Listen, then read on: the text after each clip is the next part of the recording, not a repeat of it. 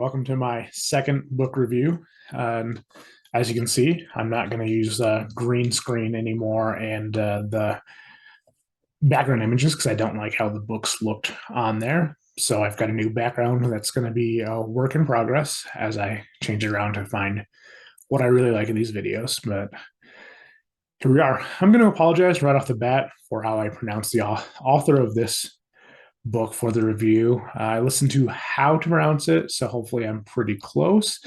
But today I'll be reviewing Bone by Fae Myenne. But before we get to the review, you can like, share, and comment on this video and subscribe to the channel, and that would be wonderful. I think it is important to read stories by folks with different backgrounds than yourself. I'll never learn about other people if I only read things written by white men.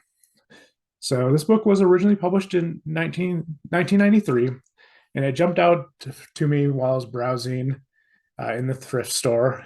It was a bestseller and a finalist for the PEN Falker, which recognizes the best work of fiction every year by living American authors.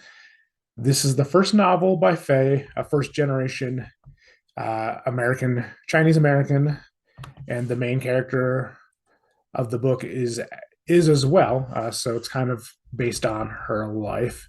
And Faye drew a lot from her real life story. And the book is narrated by Layla, the oldest of three girls, who tells the story of her mother, stepfather, and two sisters in San Francisco's Chinatown.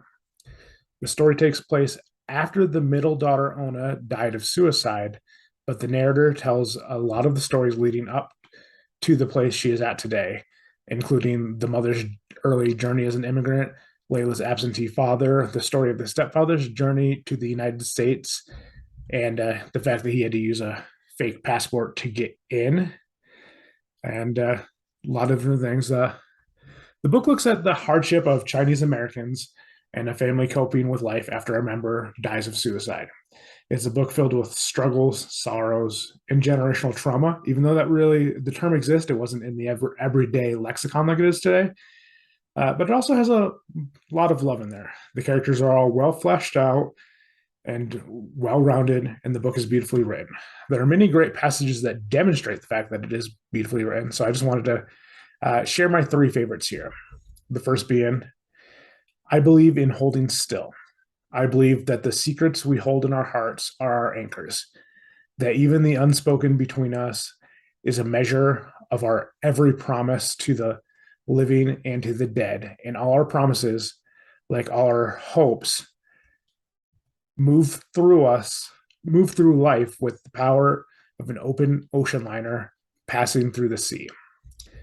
The second is, I knew I'd be tongue-tied soon, so I tried to press my worry down by telling myself that Grandpa Leon used to tell me that the best way to conquer fear is to act, open mouth and tell. I really liked that one, especially the best way to conquer fear is to act.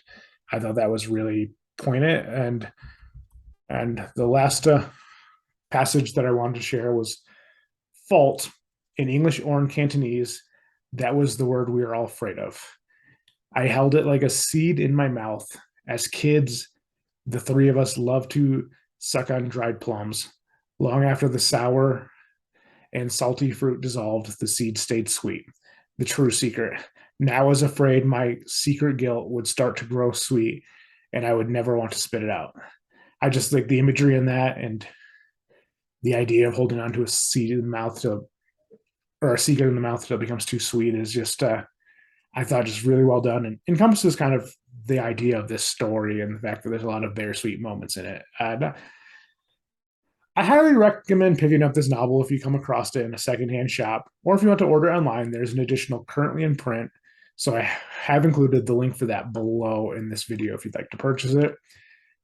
Faye also has another book, and she's published in quite a few publications throughout the years of her writing.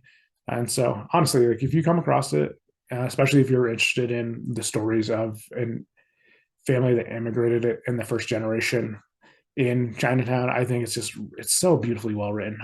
Yeah, definitely pick it up if you run across it.